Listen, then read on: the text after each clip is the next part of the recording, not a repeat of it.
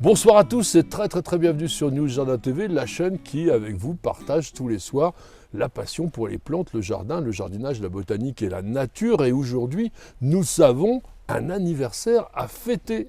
Et oui, cela fait exactement 1 an que, sur une idée de ma petite jardinière Nicole, nous avons lancé l'émission Le Quotidien du Jardin.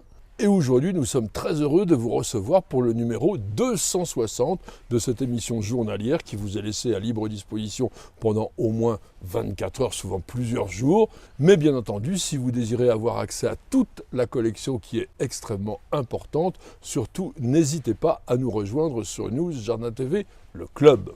Et si ma petite jardinière a été à l'initiative de cette émission, elle est également celle qui entretient tout ce jardin qui vous accueille tous les jours, et elle est aussi notre opératrice principale puisqu'elle est actuellement derrière la caméra et elle enregistre toutes les images vidéo de cette émission. Le principe reste le même, il est tout à fait unique, vous le connaissez, je réponds chaque soir à l'une de vos très nombreuses questions. Merci beaucoup de les poser, continuez, cherchez tout ce qui vous semble un petit peu bizarre dans l'univers des plantes et du jardin et nous serons ravis de vous consacrer une émission. Et c'est avec Nicole aussi que nous sélectionnons vos questions et ce soir nous avons choisi celle de Merveille d'hiver. Elle nous dit au printemps dernier, on m'a déconseillé de planter des lantanas sous prétexte que c'est une plante envahissante. Or j'en ai vu de très nombreux plantés dans les villes. Quel est votre avis sur le sujet et sur la plante en général?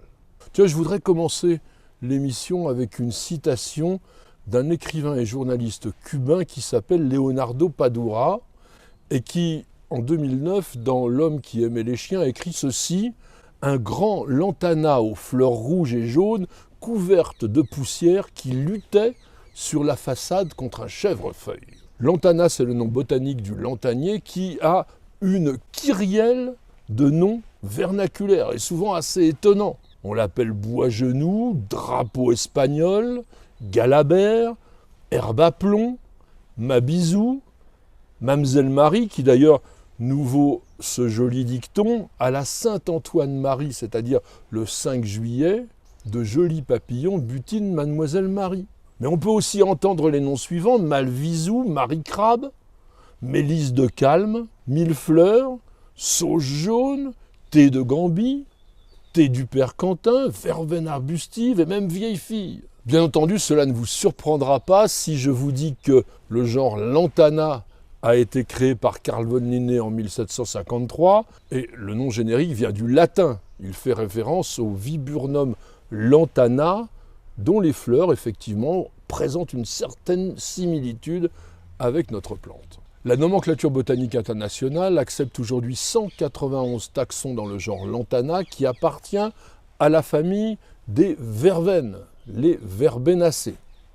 Les lantanas sont tous originaires de régions tropicales, que ce soit d'Amérique ou d'Afrique, mais ils se sont aujourd'hui naturalisés dans de très nombreuses régions, et notamment en Australie, dans les îles du Pacifique, en Inde et même au sud des États-Unis. Dans nos jardins, nous allons cultiver principalement Lantana camara, le lantana commun, dont le nom d'espèce dérive du grec qui signifie arqué ou voûté.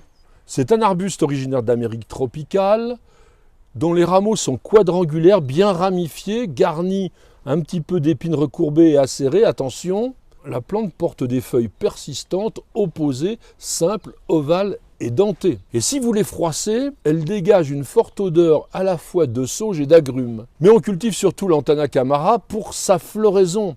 Les toutes petites fleurs tubulaires ont 4 pétales et elles sont réunies en corymbes à l'extrémité des tiges latérales.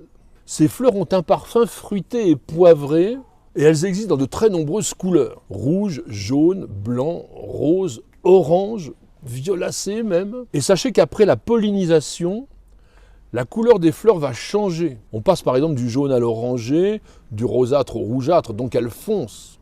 Eh bien, pour signaler aux insectes butineurs qu'il est plus utile de visiter ces fleurs foncées. Et ça augmente très nettement l'efficacité de la pollinisation, d'autant plus que dans les régions où il ne gèle pas, le lantana camara peut fleurir toute l'année. Chez nous, il va s'épanouir essentiellement en été, de mai à octobre, disons. Après la pollinisation, Lantana camara forme un fruit qui est une drupe qui ressemble à une baie et qui va passer du vert au violet foncé à maturité. Et sachez que chaque plante peut produire jusqu'à 12 000 fruits. Énorme.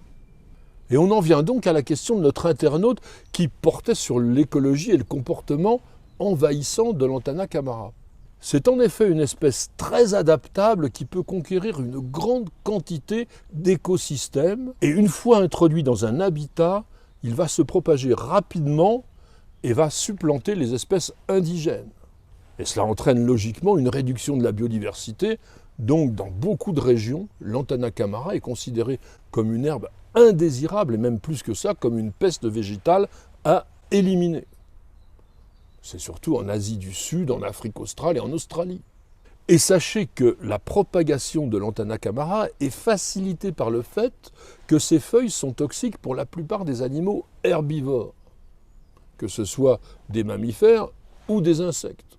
En effet, les feuilles contiennent des terpénoïdes qui sont des substances qui attaquent le foie et provoquent aussi une photosensibilité, principalement chez les moutons et chez les chèvres.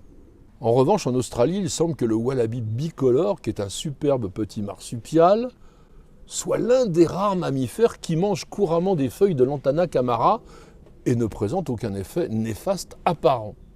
Mais à l'inverse, les fruits de notre lantana constituent un mets délicat pour de nombreux oiseaux. C'est le cas par exemple du Zostérops à front jaune, du capucin damier, qui lui vit en Asie et en Indonésie, et du bulbule de Maurice dans les mascareignes. Les oiseaux ne digèrent pas les graines et du coup ils les dispersent dans leur déjection, contribuant ainsi très involontairement mais efficacement à la dégradation de l'écosystème par l'envahissement du lantana. Sachez que la lutte biologique menée contre les lantanas s'avère peu efficace et même contestable, parce que par exemple en Australie, une trentaine d'insectes auxiliaires ont été introduits pour tenter de contrôler la propagation de la plante. Par exemple, la punaise du lantana, qui est originaire d'Amérique centrale, est utilisée depuis 1995, mais malheureusement c'est une espèce polyphage qui va se nourrir de très nombreuses plantes différentes.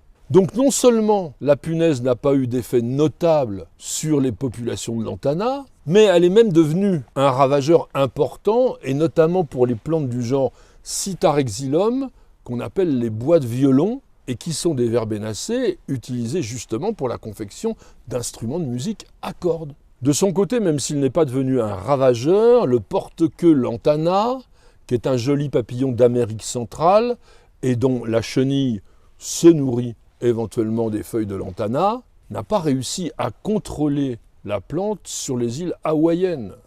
Au vu de ces exemples, l'éradication des lantanas semble impossible. Il sera donc beaucoup plus efficace d'éliminer les fleurs au moment de leur fanaison, de façon à ce qu'il n'y ait pas de formation de fruits, ou du moins de tailler lorsque les fruits sont immatures, encore verts, pour empêcher simplement la propagation dans les régions sensibles. Mais sachez qu'en toute chose, il y a des revers à la médaille. Et en Australie, on a constaté que la suppression des lantanas dans les espaces verts, et notamment les espaces verts urbains, pouvait avoir un impact négatif sur la diversité des oiseaux. Et c'est pas tout, parce que les lantanas sont aussi utiles avec leur côté mellifère. Ce sont des plantes extrêmement attractives pour les pollinisateurs, et notamment pour les papillons qui ne résistent pas à leur nectar. Chez nous, Lantana camara est une plante appréciée pour sa qualité ornementale, notamment parce qu'elle fleurit très longtemps, et les teintes sont évolutives, comme je vous l'ai dit, mais aussi et surtout parce qu'elle résiste parfaitement à la sécheresse. Le manque d'eau n'impacte pas du tout sur son aspect. Et par ailleurs, elle est totalement résistante aux insectes et aux diverses maladies que l'on a dans nos régions. Si vous êtes un jardinier un petit peu curieux, vous pourrez peut-être trouver dans le commerce Lantana montevideoensis. C'est la lantane rampante, le latanier de Cello ou le latanier pleureur. L'intérêt, c'est une plante à port rampant que l'on peut vraiment installer en bordure parce qu'il est tout aussi florifère que Lantana camara. Et puis attention à ne pas confondre Lantana camara et Viburnum lantana, qui est la viorne cotonneuse, qu'on appelle aussi crève-chien, mancienne, oreille de lapin. viande lantane, viande mancienne, et qui est un arbuste indigène ornemental par ses fleurs et par ses baies. Et puis un petit clin d'œil pour terminer, sachez que l'on appelle du nom vernaculaire lantana sauvage les plantes du genre Abronia, qui a été créé par Antoine Laurent de Jussieu en 1789. Ces plantes-là appartiennent à la famille des Nyctaginacées que vous connaissez, puisqu'il y a dedans les bougainvilliers et aussi les belles de nuit, Mirabilis jalapa. Ces plantes herbacées nord-américaines sont aussi parfois désignées sous le nom de verveine des sables parce qu'elles poussent dans des zones arides.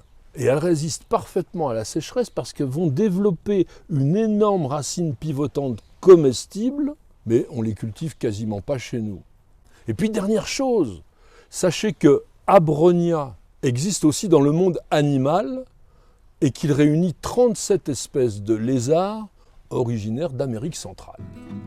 Merci à tous et à chacun de nous avoir suivis. J'espère que cette évocation d'une plante très spectaculaire, très intéressante dans nos régions et effectivement problématique dans d'autres vous aura intéressé. En tous les cas, merci de poser toutes ces questions parce que grâce à elles, nous constituons de jour en jour une énorme encyclopédie des plantes et du jardin en vidéo. Madame, monsieur, je vous souhaite de passer une excellente soirée. Et je vous donne rendez-vous dès demain pour de nouvelles aventures jardinières. Et bien sûr, pour un nouveau numéro de notre émission journalière, Le Quotidien du Jardin. C'est sur News Jardin TV. Et nulle part ailleurs.